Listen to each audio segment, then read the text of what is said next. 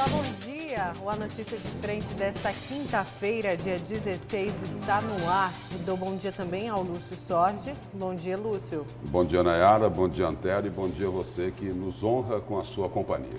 E bom dia ao Antero Paz de Barros. Bom dia, Antero. Nayara, bom dia, Lúcio. Bom dia ao telespectador e telespectadora. Olha, vamos começar uma notícia de frente falando de Senado, da eleição suplementar, essa vaga de Selma Arruda. Tem muita coisa para a gente falar, mas eu quero abrir primeiro com uma matéria aqui do PMB Online, falando do vice-governador Otaviano Pivetta. O vice-governador Otaviano Pivetta confirmou que está construindo sua candidatura ao Senado. Diz que comunicou o fato ao governador Mauro Mendes assim que se tornou definitiva a cassação de Selma Arruda. Com a decisão de Otaviano, Mauro Mendes teve ampliadas as suas dificuldades políticas em relação a esta eleição ao Senado. O governador que chegou a afirmar que prefere Otaviano e continuando como vice, ao invés dele candidato ao Senado. Mas, e aí, Lúcio e Antero? A gente já falou disso outras vezes aqui, tem outras coisas para falar do Senado também, dos candidatos ao Senado. Mas nessa disputa pela preferência de Mauro Mendes, quem ganha?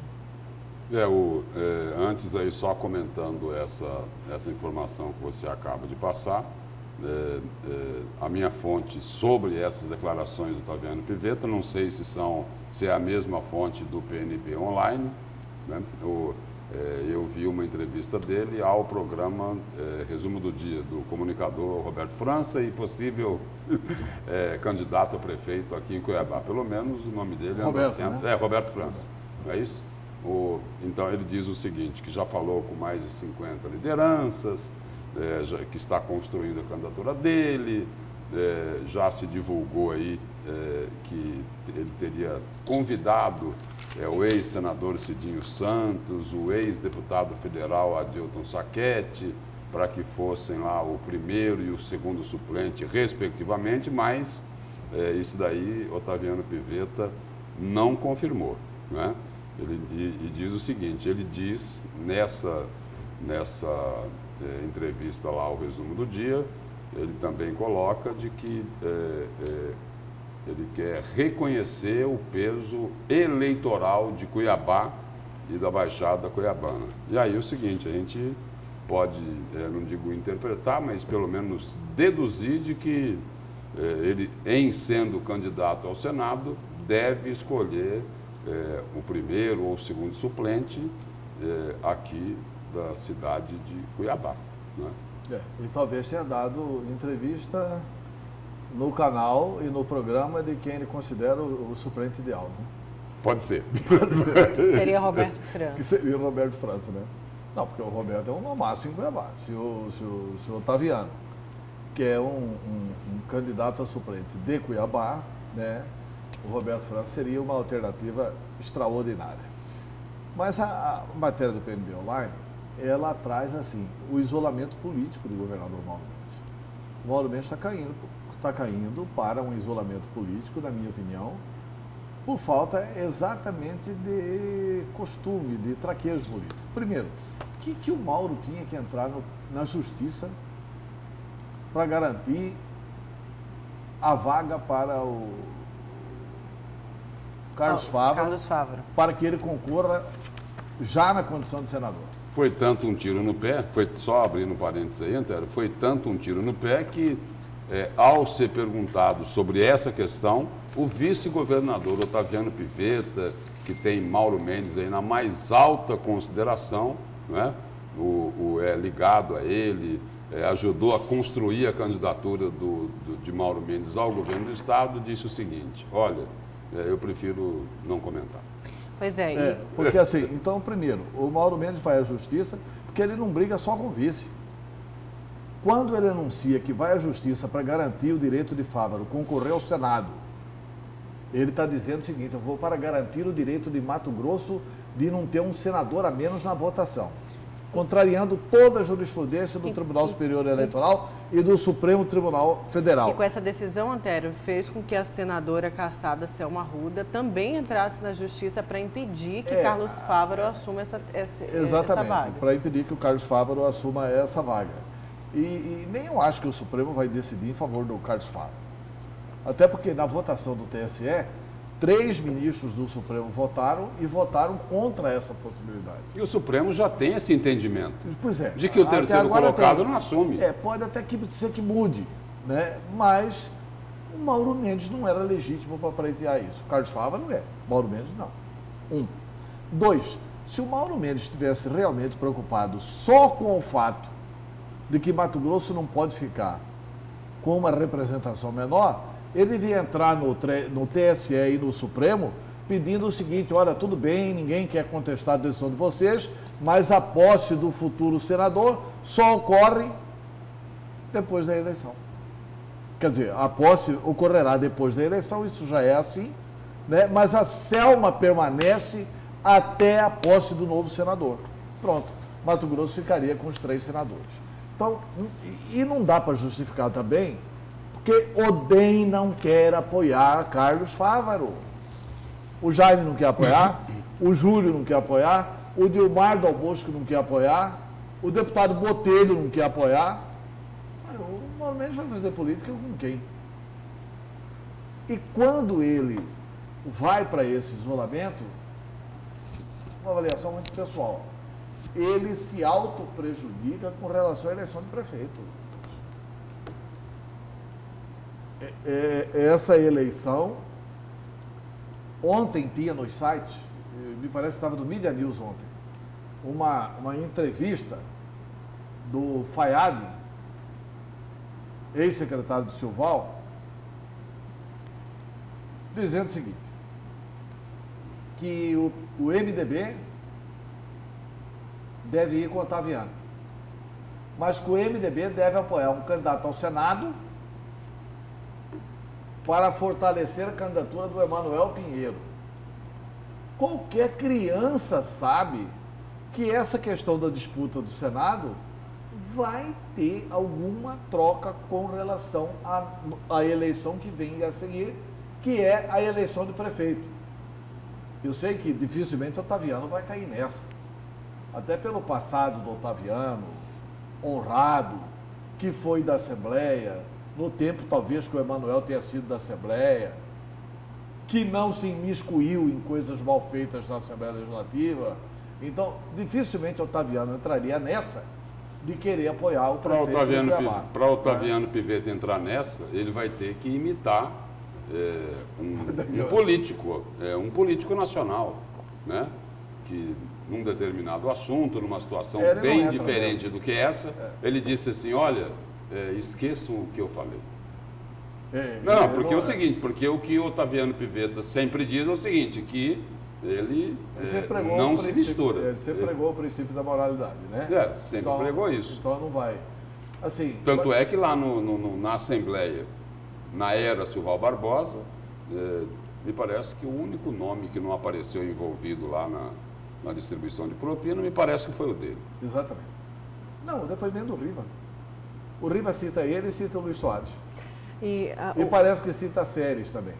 Como sendo os 3 parlamentares que não se miscuíram com ele. E parece também que cita o Wilson Santos. Né? São os 4 parlamentares que ele cita que não se envolveram com ele em algumas coisas da Assembleia Legislativa. Agora, ainda falando dessa vaga do Senado, dessa eleição suplementar, o que existe, na verdade, é um descontentamento. Eu cheguei hoje a 15 candidatos. 15?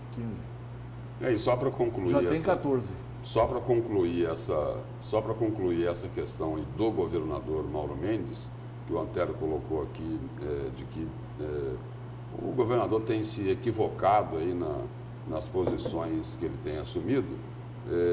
Inclusive o seguinte, ele teve que reformular uma posição, porque primeiro ele falou assim, olha, a tendência é apoiar Carlos Fávaro, porque de 2018 para cá não mudou nada. Aí depois, quando apareceu o nome de Otaviano Pivetta, ele foi cobrado novamente e falou, olha, vamos esperar um pouco mais para definir o cenário político. Mas o que eu quero dizer é o seguinte, quando ele falou lá da tendência de apoiar Carlos Fávaro, porque não mudou nada de 2018 para cá. Na realidade, o governador Mauro Mendes contrariou o estilo Mauro Mendes, que não é costume dele de tentar se antecipar.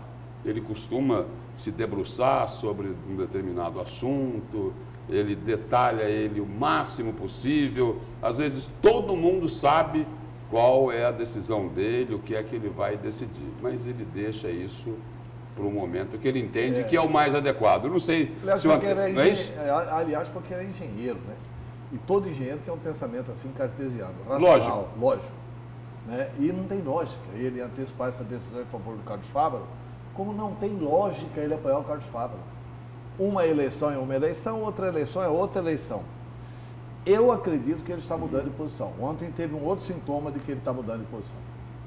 O chefe de gabinete dele, o Beto 2-1, deu uma entrevista dizendo o seguinte, que o DEM deve ter candidato. E cita 3 nomes do DEM. Júlio Campos, Gilmar Dal Bosco ou o deputado Botelho. Que um dos 3 será o candidato do DEM. Então, assim, eu acho que o melhor que faz o governador Mauro Mendes, primeiro, é unificar o seu discurso com o seu partido. Primeiro. E depois, tentar unificar com o vice. Ou o DEM convence o Otaviano a não ser candidato. E dá para unificar com Jaime e Júlio, esse discurso aí? Dá. Dá, né? Dá. Qual o problema deles apoiarem, por exemplo, o Otaviano? Eu preciso deixar claro para a população o seguinte, porque muita gente fala assim, mas o Otaviano vai ser candidato, ele tem que renunciar para ser candidato. 2 pontos. Ele não precisa renunciar para ser candidato. Ele pode ser candidato, estou falando porque conversei com um advogado sobre isso. Ele pode ser candidato porque vice não é cargo. Vice é expectativa de cargo.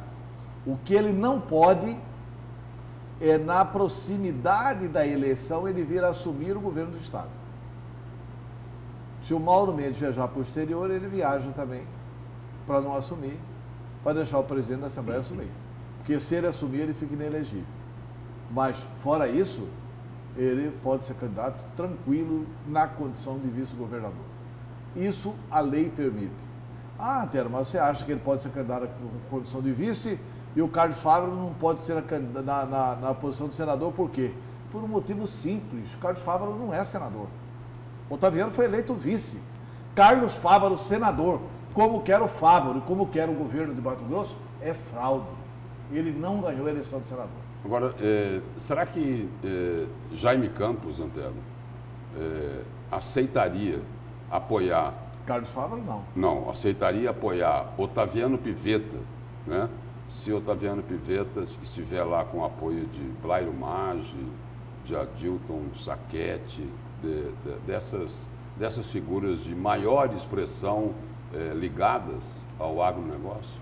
Essa é uma dúvida. Eu não conheço na história política de Mato Grosso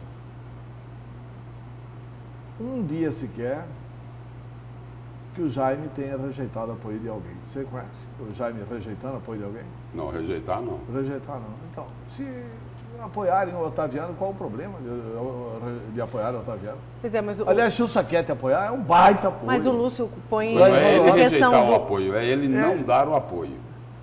É isso que eu estou falando. Mas ele não dá, é ele não aceitar o apoio. O Otaviano, então, para ter o apoio do Jaime, precisa não aceitar o apoio do Braio e é nonsenso.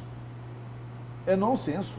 Como é nonsenso também o Jaime exigir que qualquer que seja o candidato, para ter o apoio dele, não pode ter o apoio do Braille e do Sacchetti. E como é que ficam as reuniões lá de Jaime, Júlio Campos, com Emanuel Pinheiro, também focando para o Senado? Esse é um problema que o Jaime e o Júlio têm que resolver.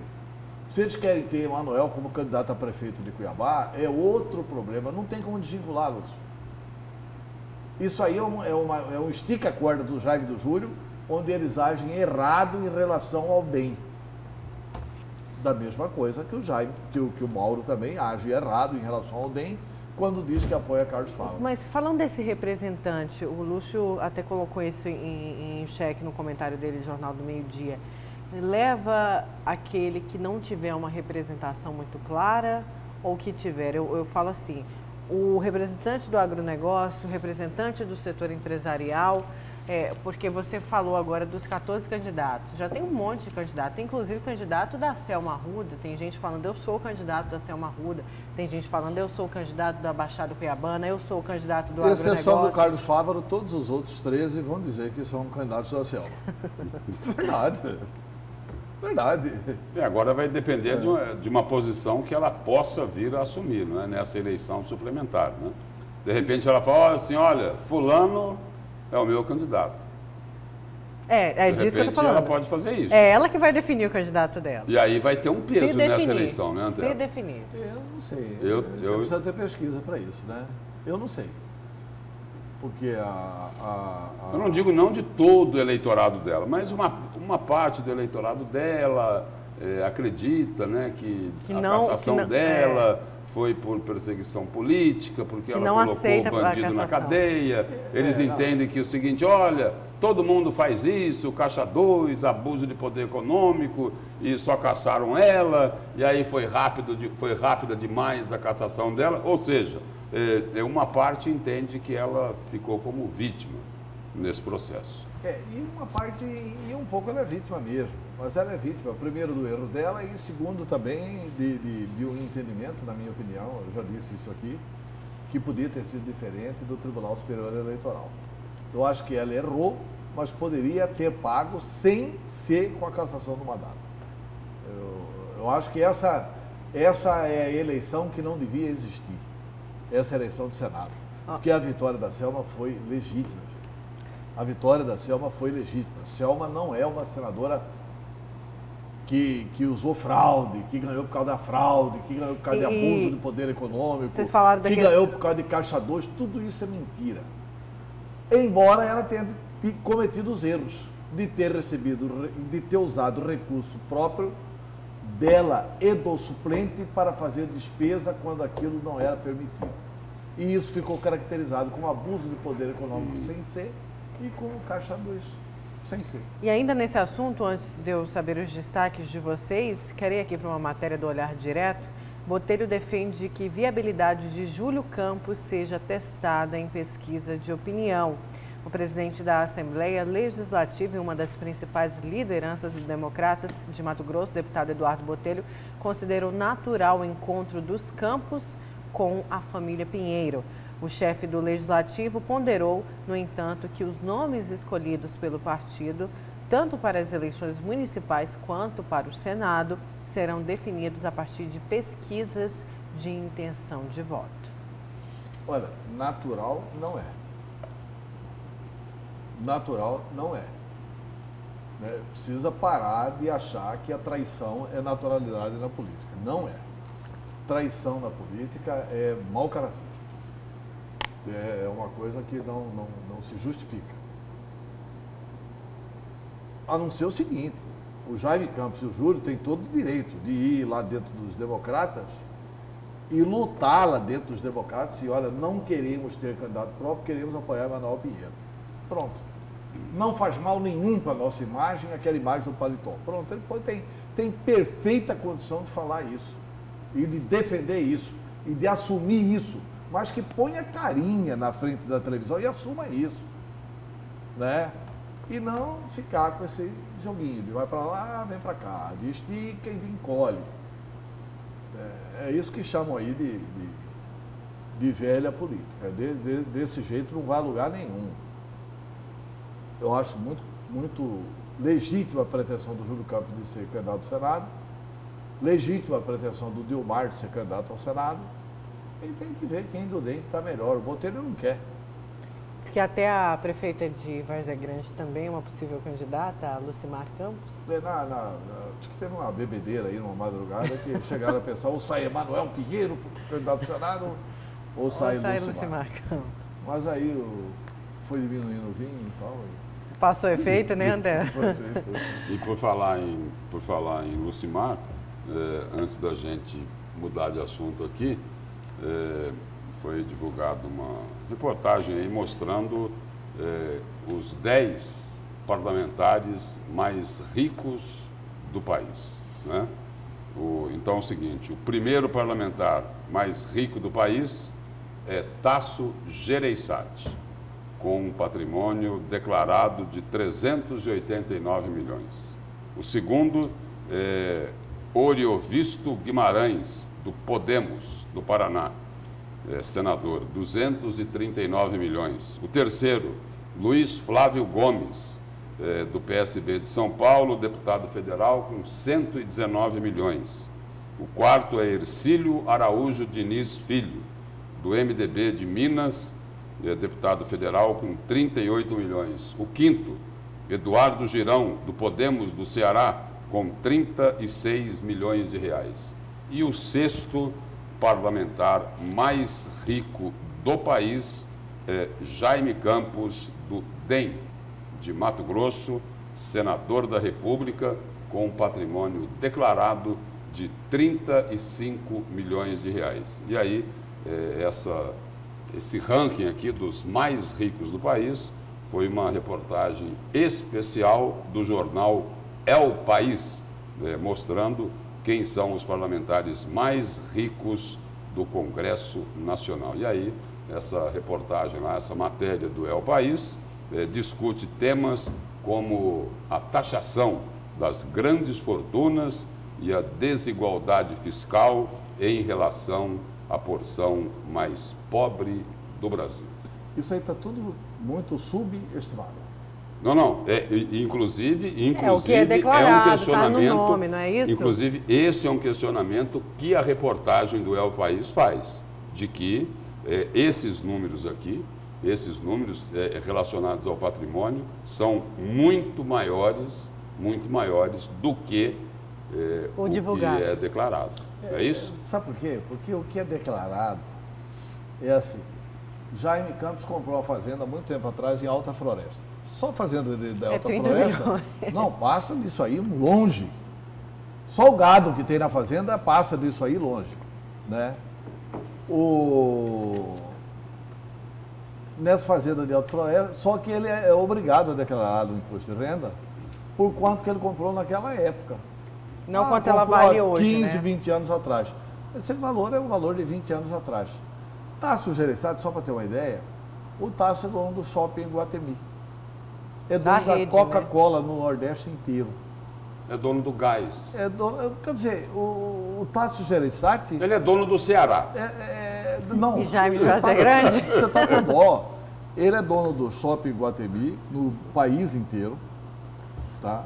Ele é dono da Coca-Cola no Nordeste inteiro e é dono dos canais da Rede Globo no Nordeste inteiro, quase. Então, assim, é um cidadão que tem uma fortuna incomensurável.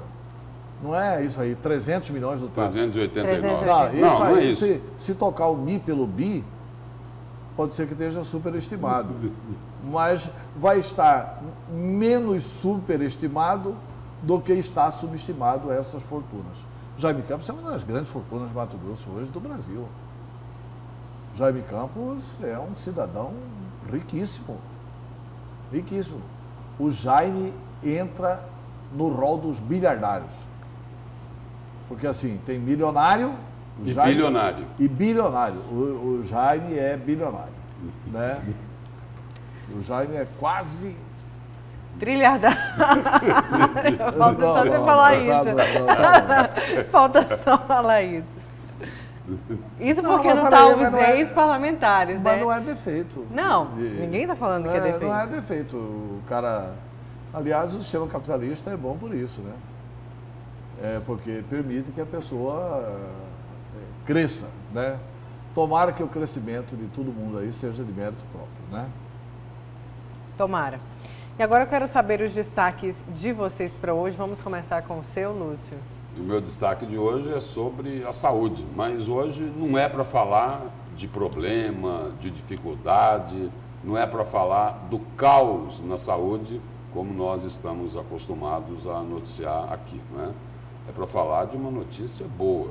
Boa não, a notícia ela é excepcional.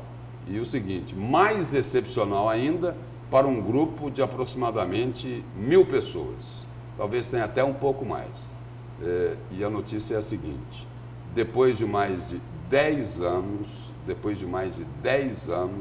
foram retomados os transplantes de rim aqui em Mato Grosso. E olha, bancado pelo SUS, pelo Sistema Único de Saúde.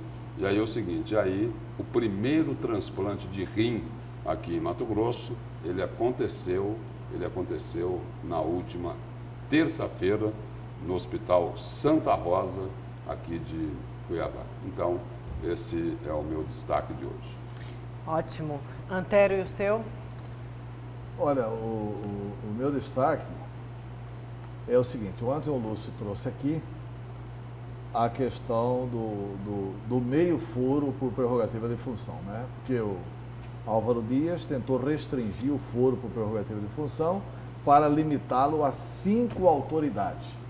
E aí a Câmara dos Deputados apresentou uma emenda, né, por esse deputado ricaço aí do PSB, como que é o nome dele, Lúcio? Esse deputado milionário aí do PSB. Do Luiz Flávio Gomes? Luiz Flávio Gomes.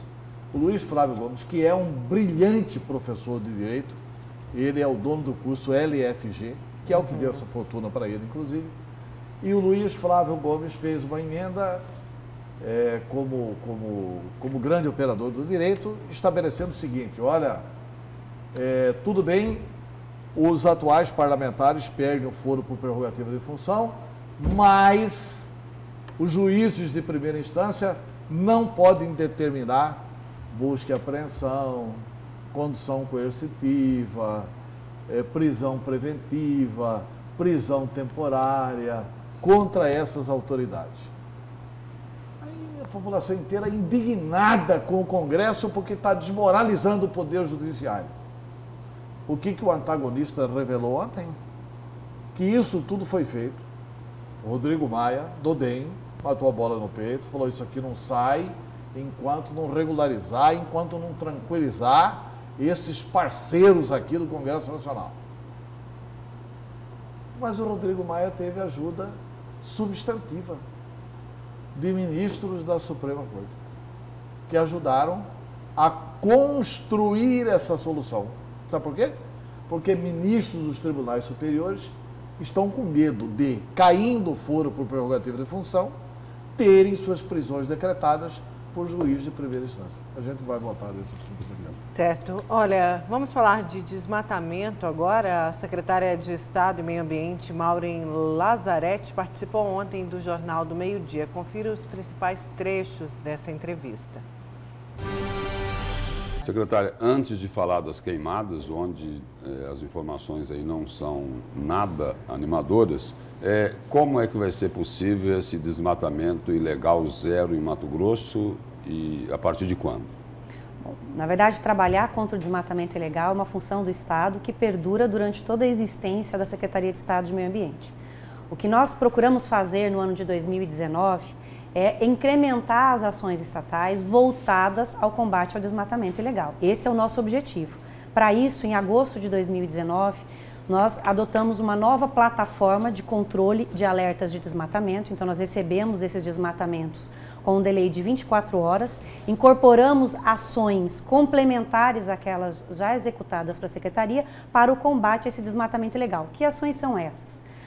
Estruturamos as ações fiscalizatórias com os órgãos parceiros, órgãos federais como o Exército e IBAMA e os órgãos estaduais, o Batalhão Ambiental, os bombeiros, a Polícia Judiciária Civil e Militar. Com essas ações, nós pudemos, ainda no ano de 2019, autuar, embargar e levar conduzidos coercitivamente os infratores que cometeram este delito no ano de 2019. Historicamente, isso acontecia no ano seguinte, porque os dados recepcionados pelo Estado tinham mais ou menos o delay de um ano. Essas ações, elas foram incorporadas, incrementadas e no final do ano, nós, dentro da estrutura da Secretaria, criamos a gerência de combate e planejamento ao desmatamento, com o foco de, além da ação fiscalizatória, entrar em contato preventivo com os produtores rurais, cujos alertas foram enviados e iniciaram ação fiscalizatória. Com que finalidade? Não só de demonstrar à sociedade, à população, de que nós estamos enxergando o desmatamento, mas que vamos combatê-lo veementemente. Agora, secretária, a senhora fala dessas ações. O dado que a gente acabou de trazer aqui no portal Gazeta Digital, que o alertas de desmatamento aumentam 75% em Mato Grosso.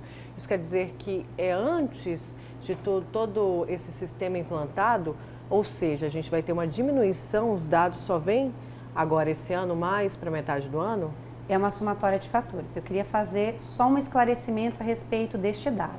O dado que nós temos são dados de alerta, não necessariamente de desmatamento concretizado, né? Os dados do desmatamento efetivo, a gente demora, de fato, quase um ano para ter a confirmação daquilo que é um desmate de área nativa ou que é uma degradação ou até inclusive uma alteração da imagem em razão da queimada, que não é um desmatamento, mas é uma degradação. Nós temos a consciência de que no ano de 2019, por vários fatores, nós tivemos um aumento dessas demandas e é por isso que o Estado de Mato Grosso, sensível a essa situação, tomou as atitudes que diferem dos outros 9 estados da Amazônia Legal. O Estado de Mato Grosso deu a resposta mais eficiente face ao cenário que nós temos nos 9 estados da Amazônia. É óbvio que dentro dos 9 estados, Mato Grosso também tem uma pressão maior, até pela sua ocupação, pela sua tradição. O que eu quero dizer é que nós vamos ter este reflexo com o passar do tempo. Nenhuma ação gera efeito imediato. O que nós conseguimos concretamente afirmar? Que no segundo semestre de 2019, nós tivemos uma redução dos alertas que vinham sendo efetivados em julho e até o mês de agosto, quando nós iniciamos. Então, nós temos uma tendência de redução disso, que nós só vamos confirmar no próximo ano. O que nós já temos a certeza de que se não tivéssemos agido, possivelmente teríamos um dado ainda muito maior. É isso que nós temos de concreto e tecnicamente falando. Como própria informação do INPE alerta, não se pode afirmar com certeza que este dado inicial de alerta reflete desmatamento realmente concretizado. Agora, secretária, em relação às queimadas, os números não são nada animadores, né? Pelo próprio ranking do INPE, né? Mato Grosso é o campeão. De tudo que se queimou na Amazônia, Mato Grosso foi responsável por mais de 15% de todas essas queimadas. Na verdade, quando a gente avalia em número de focos de calor, Mato Grosso é o primeiro no ranking. Quando a gente faz essa análise proporcional por área, né, proporcionalmente o número de focos de calor pela extensão do estado, nós estamos em 5º lugar. Esse é o nosso número. O que não quer dizer que nós não estejamos preocupados, inclusive todas as ações que tomamos ao longo do ano refletiram isso, não só as ações do Estado, mas aquilo que nós enviamos ao Ministério do Meio Ambiente como reivindicações do Estado para ter apoio ao combate dessas ações.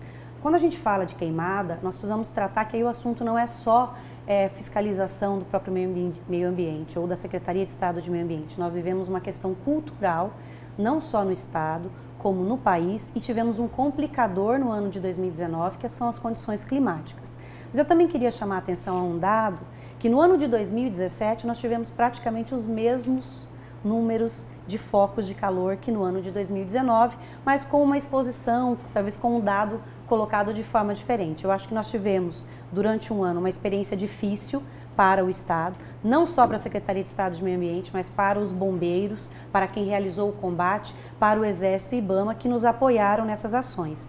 Precisamos e estamos trabalhando para um cenário diferente para o ano de 2020, inclusive com o apoio fornecido pelo governo federal de recursos financeiros que vão subsidiar a ação de combate ao desmatamento e queimada durante esse ano.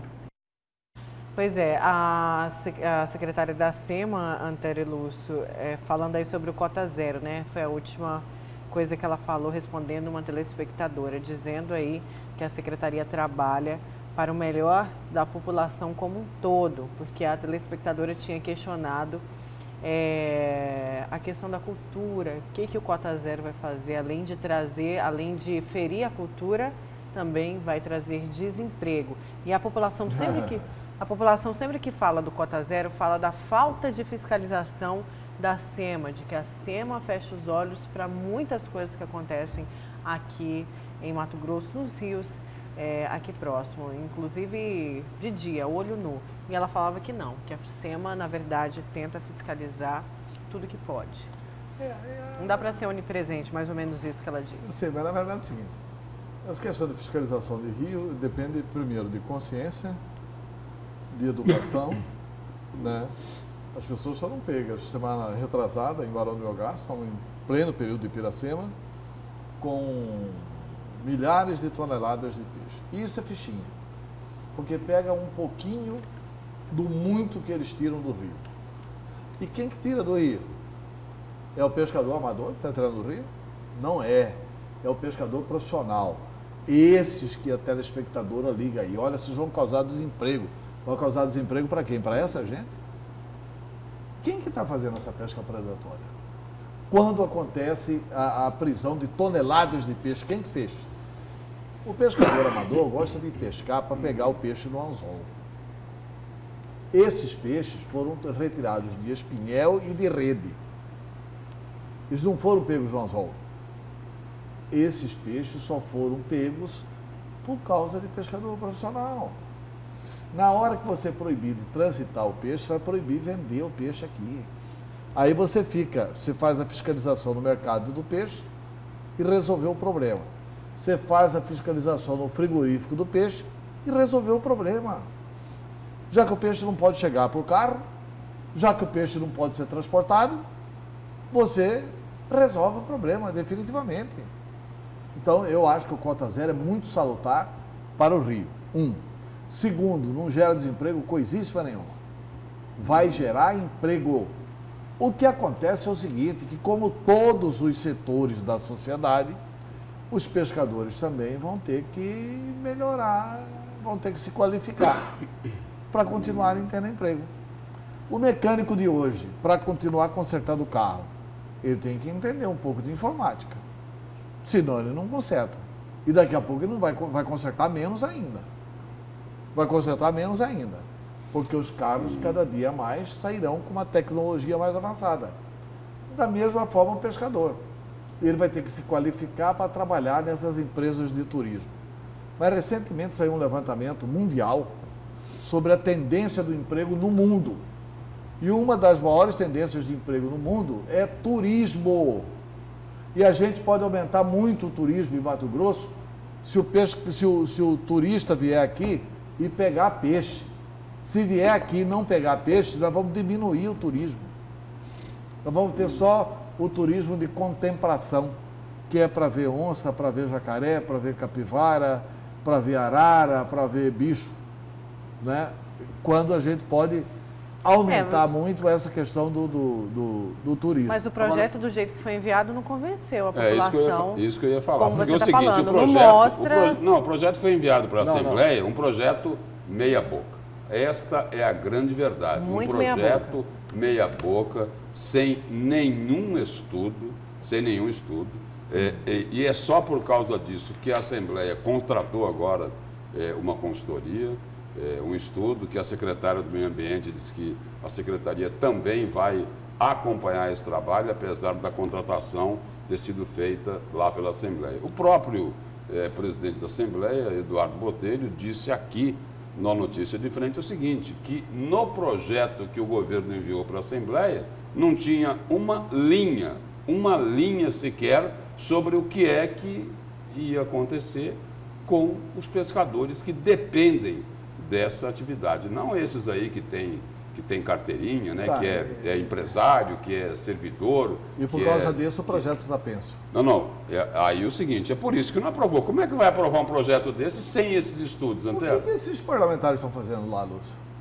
Por que eles não incluem isso? Por que eles acham importante incluir? Inclui isso. Agora, não vem com essa discussão... Mas eles não tinham como incluir sem fazer o estudo, Antero. Porque é o seguinte, vai ser o quê? No achômetro? Não. É o seguinte, é que essas comunidades que acabam praticando os crimes contra a fauna ictiológica, essas comunidades têm maior capacidade de organização. Eles se organizam, vão lá, olha, nós vamos ficar desempregados. Quem que vai ficar desempregado? Essa turma que faz a pesca predatória lá em Barão do Melgaço. Mas traz uma insegurança porque o projeto não está claro, não foi enviado claro. Traz insegurança, não traz conhecimento. Insegurança até. De quê? Mas porque tem que ter um estudo. Não tem explicação. Antônio, eu digo o seguinte, tem que ter um estudo, saber o seguinte, olha, quem são os pescadores que efetivamente vivem dessa atividade. Não é aquele que depreda, entendeu? Que pesca com rede. Não, Lúcio, é difícil você acabar com um garimpo ilegal. É difícil você acabar com um garimpo no Pantanal, porque reúne muita gente, pressiona o Poder Legislativo e o Poder Legislativo pressiona o Executivo a não fazer. É muito difícil acabar com isso, com situações que destroem o meio ambiente. Porque esse povo tem um poder, e até por obtusidade, não é por outra coisa não, eles acham que se acabar com isso, vai acabar com a renda deles. Mas peraí, mas essa renda não pode ser em cima da retirada ilegal do peixe do rio, cara. Não pode ser. Não pode ser. Esse debate que está sendo feito dentro da Assembleia Legislativa, o governo não mandou todos os dados. Concordo. E por que a Assembleia não os coloca? Não precisa ter um tratado científico. Mas não é isso que a Assembleia está tentando ao contratar um estudo sobre isso? Não é. Desculpa, não é? Não é. Esse estudo aí é para prorrogar, para não aprovar. Esse estudo aí é para prorrogar, para fazer politicagem, porque tem muita gente que tem voto aí na beira do rio e se lasca o meio ambiente. Se lasca o meio ambiente. Entendeu? É mais difícil defender o meio ambiente. Dá menos voto defender o meio ambiente. Mas era preciso defender o meio ambiente. Eu acho que a Assembleia ficou agora no dever de apresentar qual que é, eu até vou querer saber, qual que é esse tratado científico que a Assembleia vai produzir. Mas inclusive todos estão nessa expectativa. A gente vai discutir mais o cota zero aqui. Porque um dos cientistas que foi ouvido lá pela Assembleia é meu amigo pessoal, que é o cara que mais municia essa questão dos pescadores, é o Chico do Pires, que é um biólogo extraordinário, estudioso, tem mestrado, tem doutorado, tem 500 horas de mergulho estudando as piranhas. Indiscutivelmente ele conhece a questão do peixe. Só que ele tem lado, ele está defendendo uma tese. Tomara que não seja cientista com lado antecipadamente tomado que esteja fazendo esse estudo para a Assembleia Legislativa de Mato Grosso. Olha, vamos então para o nosso primeiro intervalo. Na volta a gente continua com a notícia de frente. Vamos falar aí de uma polêmica envolvendo o governador Mauro Mendes. A gente já volta.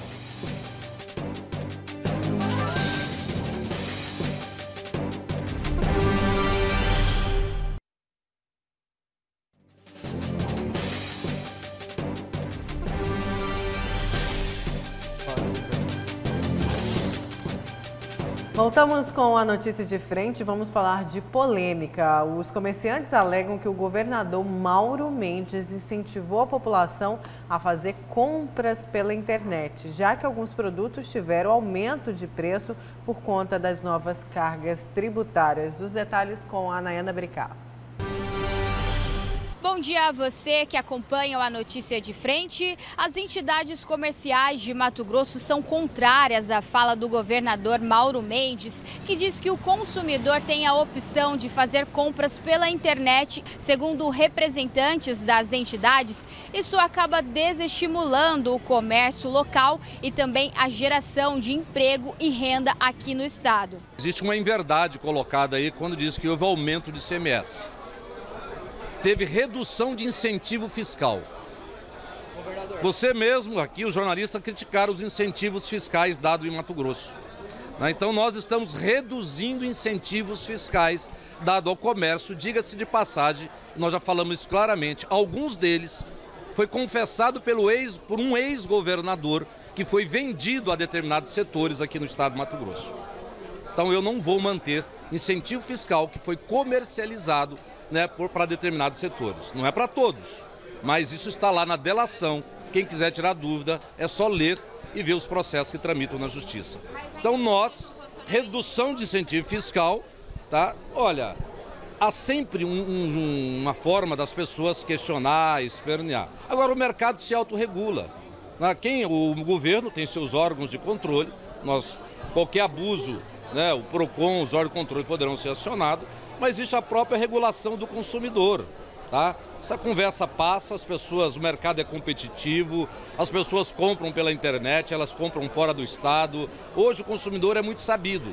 Então, quem quiser fazer esse joguinho de aumento de preço, pode dar com os burros na água, porque o consumidor está muito esperto e é muito fácil hoje você pesquisar preço aqui em Mato Grosso, em todo o Brasil. Nós lutamos pela criação de emprego e renda no estado, então nós incentivamos a população a consumir no local, porque ali no local onde as empresas estão estabelecidas que se gera os empregos e as oportunidades de trabalho para a população.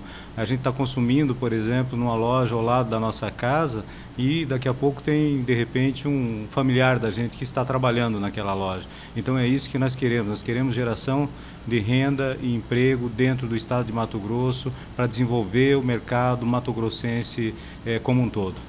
Isso é o maior absurdo que um governador podia falar, porque ele, em primeiro lugar, o comércio é o que mais dá emprego. Se eles não comprarem aqui, vai haver desemprego.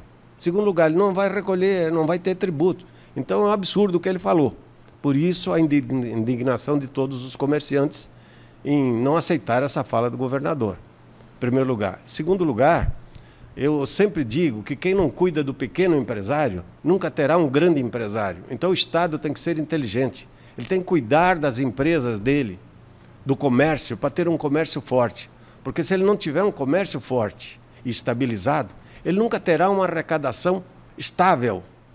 Então ele está indo na contramão da história, porque ele está sacrificando o comércio, aumentando essa tributação, que ele podia ter mantido da mesma forma como estava, e com isso ele está enfraquecendo o comércio local e talvez até com muitas desistências do comércio, com falências ou concordatas ou coisa parecida. As imagens são de Evaldo Santos, com apoio técnico de Moisés da Costa, Nayana Bricá para a Notícia de Frente.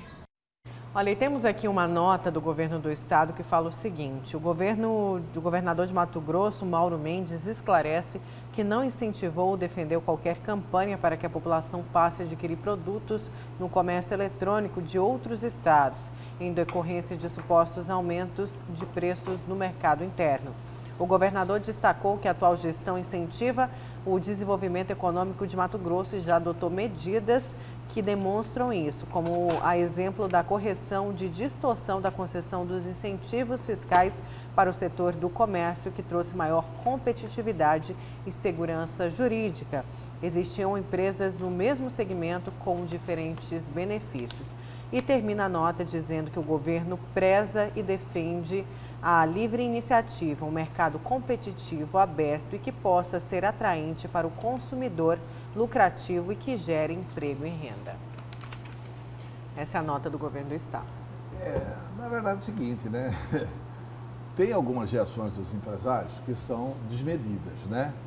Por exemplo, tem um amigo meu, Aldo Locatelli, foi meu patrão, uma pessoa que eu respeito, trabalhei com ele, sou admirador dele, acho que é o maior empresário do setor de combustíveis de Mato Grosso, mas indiscutivelmente o senhor Aldo é um vendedor de diesel. Não de etanol. Não de etanol.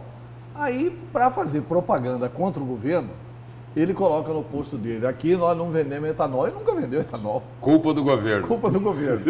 Sendo que o etanol em Mato Grosso é o preço mais barato do Centro-Oeste. Mas subiu por causa das novas regras do ICMS. Mesmo tendo subido depois das novas regras do ICMS, ainda é longe o mais barato do Centro-Oeste.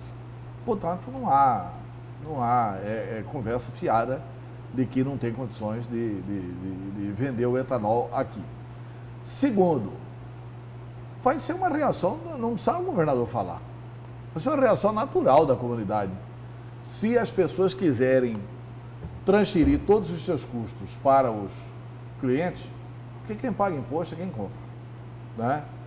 Mas se quiserem transferir todos os seus custos para os clientes, o pessoal vai ver que vai ficar mais barato comprar no e-commerce. Mas, Antero, talvez aí a impressão que eu tenho aí é o seguinte, que, já foi aprovado... E aí, para proteger o salário, ele vai comprar no e-commerce. O projeto, né? O projeto foi aprovado na Assembleia, já entrou no ano passado, já entrou em vigor, não vai mudar mais nada, mas, na minha opinião, falta um pouco de conversa. um pouco de diálogo, né? Porque, olha, vai resolver alguma coisa? Os empresários chegaram, olha, os preços vão aumentar em função das novas regras do ICMS. Aí de lá para cá vem o governo e fala assim, tá bom então, eu vou colocar o PROCON em cima de vocês para ver o que é que acontece. Os empresários continuam reclamando, né? Olha, está caro. Aí vem de lá para cá e fala assim, olha, tudo bem, então o consumidor pode comprar pela internet. O que eu digo é o seguinte, que esse tipo de coisa aí não ajuda a resolver o problema.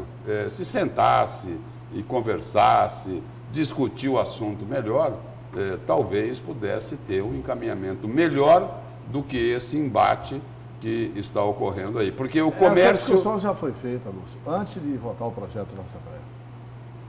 A grande verdade é o seguinte, nós temos... Mas conversar não tira pedaço de ninguém. Até. Não tira pedaço de ninguém. Eu acho que é conversar sempre. Mas assim, essa discussão foi feita antes de votar o problema na Assembleia. O que acontece é que o nosso comércio é o único do Brasil que tinha essas regras. 25 estados e mais o Distrito Federal têm regras iguais a essas que o governo de Mato Grosso estabeleceu agora. Eu nunca vi fazer incentivo fiscal para o comércio. Nenhum estado da federação tinha, só nós. É o seguinte, a loja A vende copo, a loja B vende copo, a loja C vende copo. Eu não posso, é deslealdade, dar incentivo fiscal para a loja A e não dar para a loja B e para a loja C. E o comércio não merece incentivo para vender copo. E a indústria merece por quê? Porque o copo é feito de pedaços de vidro que foram jogados fora, que eles reaproveitam e transformam. É uma indústria de transformação. E aí ele ganha incentivo por isso. No Brasil inteiro tem incentivo para a indústria. E no Brasil inteiro só aqui tem incentivo para o comércio. Agora, claro, eles ficaram 20 anos, 30 anos. E a outra regra que mudou foi a seguinte, do imposto garantido. Antigamente, entrava mercadoria no Estado, cobrava o imposto antecipadamente. O cidadão declarava, olha, acho que vou ter 4% de lucro. Declarava e pagava o imposto antecipadamente. Agora não, agora o Estado não cobra nada. O Estado só fiscaliza o estoque dele. E em função do que ele vendeu, o Estado é capaz de apurar, por causa do avanço da tecnologia, o Estado é capaz de apurar que ele, ao invés de 4% de lucro, teve 24%. Então, ao invés de pagar sobre 4%, ele vai pagar o percentual sobre 24%. É simples assim, mas ele teve esse lucro. Porque não precisa, porque antes... Ele teve esse lucro, antes não precisava. Antes não precisava apurar porque ele pagava por estimativa. Ele declarava. O Estado abdicou disso, como os outros 26 estados abdicaram. O governo, na minha opinião, bom, o governo tem uma máquina de comunicação que não usa, né, Lúcio? A comunicação é para isso, inclusive, né? É para explicar o que é bom, o que é ruim, o que é bem feito, o que é mal feito. E para explicar as medidas que o governo... Só reforçando. Medidas que o governo toma. Só reforçando o que eu falei. Onde faltar informação vai ter confusão. Só reforçando o que eu falei aí, para usar o termo que você colocou, a comunicação ela pode ser muito bem aproveitada para conversar e para dialogar com a sociedade. Pois é. Aliás, é para isso que ela existe, né? Para informar, né? É para isso, né? Comunicação é isso, você comunica a ação, entendeu? A ação foi feita por causa disso, disso e disso. Custava o governo fazer uma comparação com todos os estados? Ou pelo menos com os nossos vizinhos aqui do Centro-Oeste? E botar isso claramente no vídeo, no spot do rádio, no anúncio do jornal, etc. Porque fica, na verdade, uma guerra entre o comércio e o governo. Porque o governo fala em nota, só em nota. Olha, o aumento geral tem que ser de 4%. Foi isso a estimativa do governo do Estado. Mas, em contrapartida, o comércio, por exemplo, fala que o aumento não é menor de 10%. Isso eu estou falando de uma forma geral, porque teve segmentos aí aumentando 25%, 17%, o segmento dos medicamentos de farmácia, 17%, etanol, 25%, o setor de alimentos, o setor de supermercados de 8% a 10% é muita coisa para o consumidor, Antero. Tá certo, mas é um problema que o comércio, a concorrência regulamenta isso. O mercado regulamenta isso. E não há nenhuma heresia em falar assim, olha, se o mercado se comportar assim, as pessoas vão comprar pelo e-commerce. Qual que é a dificuldade disso? Não tem problema nenhum nisso. Não vejo problema nenhum nisso. Aliás, isso é uma reação natural da população, né, Lúcio? Quem que vai querer pagar mais caro? Olha, eu quero ir a uma notícia aqui antes da gente ir para o seu destaque, Lúcio. Janaína diz que bebês estão bem, mas não tem data para retorno à Assembleia. A deputada estadual Janaína Riva afirmou estar grávida de gêmeos, mas que por conta do sangramento está de repouso em sua casa em Cuiabá desde dezembro do ano passado. Segundo ela, os problemas tiveram início no último dia 25, no Natal, quando aconteceu aquele fato do assalto. Apesar disso, afirmou que os bebês de 6 semanas estão bem. Eu estou grávida de gêmeos, desde o Natal estou com sangramento. Então, desde então, eu não saio de casa, não posso subir escadas, não posso caminhar, não posso passar estresse. Estou, sem previsão de retorno. Ela conta que, apesar de não poder passar estresse, a deputada disse que ficou magoada ao longo da última semana, enquanto a Assembleia Legislativa votava a primeira etapa da reforma da Previdência, que elevava a alíquota de contribuição de 11% para 14%. Ela chegou a receber uma série de críticas do funcionalismo, entretanto, disse que depois recebeu alguns pedidos de desculpas. Eu não queria falar para ninguém antes das 12 semanas. As sessões extras acabaram tornando isso público. As especulações em cima disso. Ano passado eu tive 2 perdas e falar disso para mim não é fácil. Não é fácil para ninguém estar nessa situação, afirmou a deputada Janaína Riva.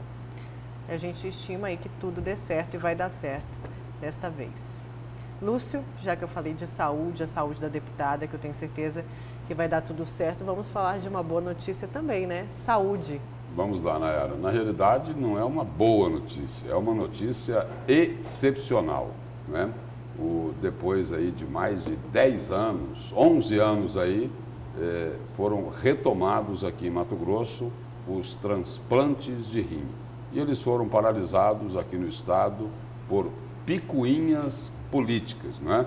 Prejudicando, mas muita gente que sofre aí com doenças renais crônicas e que tem necessidade desse transplante. Foi feito já o primeiro transplante de rim na última terça-feira aqui em Cuiabá. A paciente Glacelize Bettini da Silva Medrado, de 45 anos, recebeu o rim da irmã dela, Carmen Regina da Silva Medrado, de 47 anos.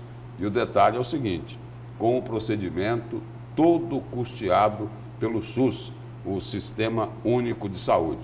E é o que vai acontecer com todos os outros transplantes que forem realizados aqui em Mato Grosso. E aí essa cirurgia, ela ocorreu lá no Hospital Santa Rosa, pelos urologistas Carlos Eduardo Buré, Pedro Pulquério e Walter Torresan, e ainda o nefrologista Vitor Vieira. Esses profissionais aqui da medicina são médicos do mais alto gabarito, né? Uma qualidade assim de excelência na medicina aqui de Mato Grosso, especialmente aqui nessa área renal. Aí o governador explicou, né? Ele postou lá nas redes sociais dele ontem, dizendo o seguinte, de que o executivo até aqui gastava algo em torno de 12 milhões por ano para que os pacientes fossem operados fora do estado. E que agora, depois das providências aí que foram tomadas, esses pacientes serão transplantados aqui em Mato Grosso, com todos esses custos bancados pelo Sistema Único de Saúde. Precisou ser feito um trabalho junto ao Ministério da Saúde, e aí o hospital credenciado aqui em Cuiabá para fazer esses transplantes é o Hospital Santa Rosa. E aí um outro detalhe aqui é o seguinte, o governador Mauro Mendes esteve lá já no hospital, acompanhado da primeira-dama, Virgínia Mendes, que comemorou o resultado lá do retorno desse importante serviço de saúde no estado. E o governador destacou que os pacientes que aguardam pelo procedimento poderão realizar a cirurgia, que, como eu falei aqui agora há pouco, será ofertada aí pelo Sistema Único de Saúde. E a primeira-dama também acompanhou o governador, junto lá com o secretário de Saúde do Estado, Gilberto Figueiredo. E aí a primeira-dama disse o seguinte, eu quero registrar isso aqui porque a primeira-dama teve um trabalho muito forte para que fossem retomados os transplantes renais aqui, junto também com o secretário de Saúde, Gilberto Figueiredo. Ela que é uma transplantada, né, Sim, Lúcio? aí ela colocou aqui o seguinte, lá nessa visita que fizeram lá, a equipe médica do hospital. Ela disse, estou muito feliz, primeiramente agradeço a Deus, agradeço também ao governador por estar proporcionando tudo isso e agradeço toda a equipe médica, pois foi um procedimento realizado com muito sucesso e eu sou transplantado e eu só tenho a agradecer, disse a primeira-dama Virgínia Mendes. E aí ela, na oportunidade lá, ela aproveitou para sensibilizar as pessoas sobre o tema e explicou que as pessoas vivas, em caso de compatibilidade, podem realizar a doação de rim. Vamos acompanhar agora aí um trecho, né, de uma fala do governador Mauro Mendes, lá no Hospital Santa Rosa, quando ele fez uma visita lá à equipe médica que realizou esse transplante. Fiquei sabendo aqui hoje que nesses 10 anos, né, Mato Grosso era um dos poucos, talvez o único estado brasileiro, um dos únicos que não tinha transplante de rim em algum dos seus hospitais. Então, para nós, é um orgulho muito grande. Acho que vocês, alguns talvez saibam que eu, minha esposa Virgínia, nós temos uma história muito ligadas a esse transplante. Fizemos uma doação inter vivos em 2014, né, doei um rim, né, para minha esposa, que perdeu os 2 rins lá em 2014, quando era prefeito de Cuiabá. E graças a Deus, digo àqueles que podem fazer esse gesto de amor, que não muda absolutamente nada, a vida tranquila, estou aqui, sã e salvo, né, como governador do estado do Mato Grosso, desempenhando as minhas funções vitais com plenitude. Então, parabenizo toda a equipe, né, foi um trabalho brilhante, eu tenho certeza que são profissionais que há muitos anos atuam aqui no estado do Mato Grosso, com grande credibilidade. Bom, então aí o governador Mauro Mendes, agradecendo ali a equipe médica que realizou o transplante, e é preciso destacar o seguinte, só reforçando aqui, a primeira-dama Virgínia Mendes teve um grande trabalho para que os transplantes voltassem a ocorrer, o secretário de Saúde, Gilberto Figueiredo, também teve uma atuação destacada, mas é preciso também reconhecer o esforço e a dedicação de uma outra pessoa, um médico nefrologista. O nome dele é João José de Matos, que atualmente é deputado estadual lá pela região de Tangará da Serra, que foi quem colocou essa questão da retomada dos transplantes renais na pauta do governo. Então, isso também precisa ser devidamente reconhecido. Certo, vamos então para mais um intervalo. Na volta a gente continua com a notícia de frente.